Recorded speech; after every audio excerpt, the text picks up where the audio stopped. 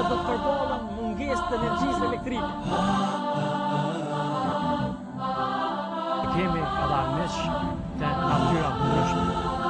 Kalon rrugës një kalimtar rasti edhe Musa e përcjell. Në emër të Allahut, mëshiruesit, mëshirëbërësit, falënderimet, lavdrimet i takojnë Allahut xhallashanuhu dhe përshëndetje për Muhammedin alayhis salam. Një prej veprave të mira, të cilën e dën Allahu xhallashanuhu dhe pejgamberi alayhis salam, që të njëjtën kohë është një prej cilësive të besimtarëve, është respektimi i prindërve, apo mirësjellja e mirë me prindërit. S'ka dyshim se Zoti i Madhreshëm 10 vende në Kur'an, edhe pejgamberi alayhis salam, edhe njerëzit e mirë nxisin këtë cilësi të mirë që është respektimi i prindit. Pra, Allahu i Madhreshëm tauhidin, njëshmërinë e Zotit e ka lidhur ngushtë me respektimin e prindërve.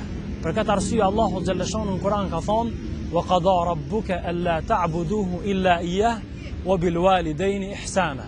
Allahu ka dhënë urdhër të prerë që me besu Allahun e Madhreshëm dhe ndaj prindërve mos sill mirë. Në 10 ajete kuranore, Zoti i Madhreshëm nxit që ne të kemi sjellje të mirë me prindërit tanë, për arsye se janë ato krijesat Allahu xhallashanuhu, për cilat Allahu xhallashanuhu i ka ndëru për shkak se kanë përjetuar shumë që ne të rritemi dhe të edukohemi. Edhe pejgamberi alayhis salam na ka porositur që ne të kemi sjellje të mirë me prindërit, qoftë me babën apo me nanën. Një ajet tjetër kuranor, Allahu xhallashanuhu në Kur'an ka thonë: "Wa wasayna al-insana bi walidayhi ihsana." E kemi porosit njeriu që me prindërit e tij të sillet mirë. Pra, këto porosi kuranore në farforme tregojnë që është obligim i joni që të sillem mirë me prindërit tanë, për arsye se kjo ka një vlerë dhe një rëndësi të jashtëzakonshme. Një prej rasteve tregohet që transmeton Abdullah ibn Mas'udi, një njeri ka shku te pejgamberi sallallahu alaihi wasallam dhe i ka thonë pejgamberit alayhis salam: "Cili nga dy prindrit meriton shoqërimin tim, apo cili meriton më shumë respektin tim?" Pejgamberi alayhis salam ju është përgjigjur dhe i ka thonë: "Nana jote." Pastaj ka thonë i dërguari i Allahut: "Kush e meriton mirësjelljen time?" Ka thonë: "Nana jote." E pastaj, pra pejgamberi për 3 herë po i thot: "Nana jote." Po për herën e 4 po e pyet: "Kush e meriton mirësjelljen?" Mirësjelljen thot pejgamberi alayhis salam: "Baba jot." Dietarët kur e komentojnë këtë thonje të pejgamberit alayhis salam, pse pejgamberi alayhis salam 3 herë, 3 raste, pejgamberi alayhis salam 3 herë në 3 raste i tha nana, nana, nana, pastaj baba. Çka tregon kjo? Kjo tregon se pejgamberi alayhis salam po don me na tregu neve që nana, një prej prindreve, një fëmijë ka vlerë dhe rëndësi të madhe, për shkak se Zoti i Madhreshëm e ka krijuar në çat formë që nana e ka një mision trefisht, themi në këtë formë. E para, nana është ajo e cila veçohet apo dallohet për 2 prindve për arsye se vun shumë gjatë shtatzanisë. Kjo është elementi i parë. Elementi i dytë, nana është ajo e cila e lind fëmijën. Dhe elementi i tretë, nana është ajo e cila përkujdeset për fëmijën me gjithënjën e saj. Pra këto 3 gjëra, cilat e dallojnë prindin nan prej babës, kanë bërë që pejgamberi alayhis salam kur është pyetur me thonë: "Nana jote, nana jote, nana jote, pastaj baba jote." I është thonë Aliut radiallahu anhu në rast, Allahu qoftë i kënaqur me ta: "Pse nuk han një pjatë me nanën tane?" Shënë sa bukur është përgjigjur. Ka thonë: "Nuk ha një pjatë me nanën tame për shkak se kam frikë që gjatë ushqimit unë me marr një kafshat ose një pjesë të ushqimit ku paraprakisht sytë e nanës jem përqendruar se ka dashur me hangër atë ushqim." Shikoni çfarë rëndësie të madhe i kanë kushtuar gjeneratat e para respektimit prindit e këtë rast edhe në këtë rast nanës. Tregohet që Musa alayhis salam i ka thonë Allahu xhallashanuhu: "Po kam qef me ditë, mu më tregu se cili është shoku jam apo shoqëruesi jam në xhenet." Allahu xhallashanuhu i ka thonë Musa alayhis salam se njeriu i parë i cili do të kalojnë këtë rrugë përpara teje, përcjelle, ai është shoqëruesi yt që ka më konë në xhenet. Dhe pranë Musa alayhis salam ka kalu një njeri cilin Musa a.s. e ka përcjell ku po shkon, çka po vepron, për arsye se i ka interesuar me ditë se cila është ajo vepër që ky njeri e ka bën, cili është ajo adhurim që ky njeri e ka bën në mënyrë që me fitu xhenetin e Allahut xhaleshanu. Dhe ka lënë rrugës një kalimtar rasti edhe Musa e përcjell. Shkon të shtëpia e tij dhe ky njeri në momentet që shkon të shtëpia e tij, një plak në moshtyn e ushqen, i jap me pi, i jap me hongër, i fërgon misht freskët, e pastron, domethënë i shërben, ja bën një shërbim të jashtëzakonshëm. Dhe Musa a.s. po i thot këtij njeriu, thot o filan, thot kush është kjo plak në moshë shtyrë që ja bën gjithë këtë respekt, që është për lakmin i farforme, thot kjo është nona e ime. Thot Musa a.s. po pasi që ja bën gjithë këtë respekt, pse s'kërkon prej nonës tonë me bën një lutje, dhe lutja e prindit e din që për evladin e tij është e pranueshme. Thot nona jame, thot e bën një lutje vazhdimisht, thot o Zot, mundsoja djalit tam, birit tam, mu taku edhe me qenë xhenet bashkë me Musën a.s. Pra subhanallah, ky person nuk e njeh Musën a.s.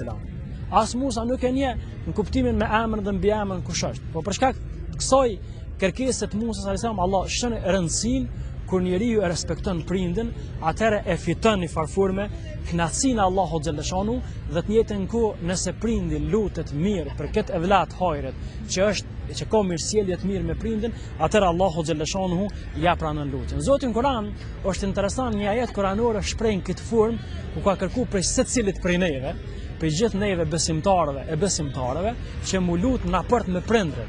Allahu xhaleshanu ka thonë lëshë para tyre krahat e mëshirës prej krahat e përuljes prej mëshirës. Pra në farforme mundohu që gjithçka që posëdon me fut në shërbimin e Allahut xhaleshanu. Të pos parasysh që Allahu i Madhreshëm ka dhënë urdhër prerë që ne ta adhurojmë Allahun xhaleshanu. Dhe krahas kësaj, Allahu xhaleshanu ka porositur që të kemi mirësjellje të mirë ndaj prindit. Zoti na ka ndaluar çdo vepër të ligë në raport me prindin.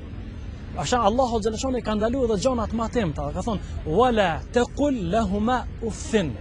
Dhe as fjalën of mos ja thuj prindit. Kur Zoti ka ndaluar diçka që është shumë e emt, atëherë natyrisht keq trajtimi i prindërve, rrahja e tyre, largimi i tyre prej shtëpisë, këto gjitha konsiderohen prej krimeve dhe gjunaheve të mëdha. Është udhës që t'i përmendëm 4 elemente apo 4 gjëra të cilat në farforme e zbusin zemrën tonë në raport me mirësjelljen tonë ndaj prindërve.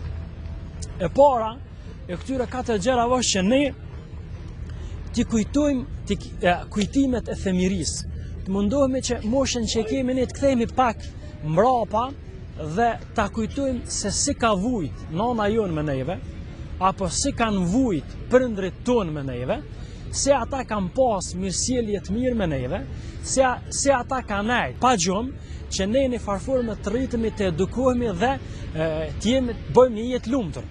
Kur ne e kujtojmë këtë, atëherë pa dyshim se kemi me thonë, o Zot, qysh ka na ka porositur Zoti në Kur'an, mëshiroj ata të dy, qysh ata na rritën neve dhe na edukojnë neve. Rabbi irhamhuma kama rabbayani saghira, Zot mëshiroj prindërit e mi, siç ata më edukojnë mua kur unë isha i vogël. Pra, për arsye se njeriu kur rritet, kalon moshën madhore, apo bëhet ndoshta edhe prind, të pas parasysh që ka prindin gjallë, ka njerë ka mundësi që atë ndjenjen e prindrore, apo të themi ndryshe vujtjet e prindve tonë, atëherë në farforme i harrojmë. Për këtë arsye është udhës që ne gjoja e cila na zbut zemrën tonë është që në raport me prindërit tonë të kujtojmë atë kujtimet e femerisë në mënyrë që të lutim për prindërit tonë. Për arsye se nona është e cila thot Zoti na ka bartë hamalathu ummuhu wahnan ala wahnin wa fisaluhu fi amain. Nona është e cila e ka bartë njeriu në vështirësi pas vështirësie. Pra na do të mundu mi kujtu këtë vështirësi në mënyrë që mu lut dhe më kon mëshirshëm ndaj prindërve. Te ky element është udhës më përmend, një njeri ankohet te pejgamberi alayhis salam, një djalë ankohet, thot ja Rasulullah, babai im thot po më kërkon vazhdimisht pasuni. Atëherë pejgamberi thot thërë prindin tan, vjen babai dhe ai fillon i shtyr, i mbështetur për një shkopi. Thot Po të ja Rasulullah, thot, unë kur kam qenë në farforme kur fëmia jem ka qenë i dopt, ka qenë i varfër, e kam ushqy, i kam ndihmu, gjithçka kam bë për shërbimin e tij dhe kur gjithë si kam mungu. Tash thot unë jam plak, jam dëpsu, më ka rrok pleshnia, thot kur kërkoj diçka prej fëmis tim, prej pasurisë nuk më jap. Atëre pejgamberi alayhi salam thot, mi dëgju këtë fjalë, gurat edhe drurët do të kishin çajt. Dhe i thot këtij fëmijë thot, ti dhe pasuria jote jeni prindët. Pra, anta wa maluk li abik, ti dhe pasuria jote jeni të prindrit. Elementi i dytë që e zbut zemrën raport me prindrit tonë është të rregullojmë raportet, marrëdhëniet me prindrit tonë para se ata të shkojnë përfundimisht ndahen prej neve. Pra, asesi na mos lejojmë që me sjelljet tona me humb xhenetin. Pejgamberi alayhi salam në një thonje interesante ka thonë yazak i qoftë, në farformë qoftë i shkatruar, qoftë i shkatruar, qoftë i shkatruar. Ka ai dërguni Allahut, tha pejgamberi alayhi salam, ai që i mrin dy prindrit e tij, i zë pleshëria tek ai apo njërin prej tyre dhe nuk bëhen shkak që mirësjellja e tij me fitu xhenetin e Allahut të Dhe treta, duhet më kujtu ndjenjat e prindve, këtë rast nonës, karshi neve. Pra ato ndjenja na duhet më kujtu në mënyrë që kjo me qenë një farforme, me qenë ai elementi që neve na nxit që me të sill bot me prindrit tonë. Ka shku një rast është interesant me përmend, ka shku një gru e moshuar, ka shku te Aisha radiallahu anha, te shtëpia e pejgamberit alayhis salam dhe po lyp ushqim e varfër me dy vajza të saj. Dhe Aisha nuk ka çka të determinojë, ja jap 3 hurme. Kenon 2 hurmet ja jap për fëmijët e saj dhe një hurme mon për veti. Mirë, po fëmia i hajn hurmet shpejt dhe po shiqojnë tash hurmen në dorën e nanës. Dhe kjo e merr këtë hurme dhe ja ndon për gjysmë fëmijëve. Aisha po e sheh këtë rast shumë interesant dhe atëherë po i tregon pejgamberit alayhis salam. Pejgamberi alayhis salam po i thot Aishës, shko tregoj kësaj gruaje dhe thuaj se Allahu xhaleshon për shkak të mirësjelljes së ndaj fëmijëve, për shkak të mirësjelljes së ndaj fëmijëve, Allahu xhaleshon ja ka fol gjinohet dhe mëkatet. Dhe kujto zemrimin e Allahu xhaleshon ditën e gjykimit. Ai që i hidhron prindrit, ka thënë pejgamberi alayhis salam, e ka hidhruar Allahun xhaleshanu. Dhe ai që i hidhron prindrit dhe i kështajton prindrit, do ta meritojë dënimin e Allahut xhaleshanu. Inshallah Allahu xhaleshanu na bën të mirësjellshëm ndaj prindërve. Inshallah Zoti i mëshiron prindrit ton, qysh ishin ata mëshirshëm dhe të kujdesshëm në edukimin e ton kur ishim në të vegjël. Selamu alejkum wa rahmatullahi wa barakatuh.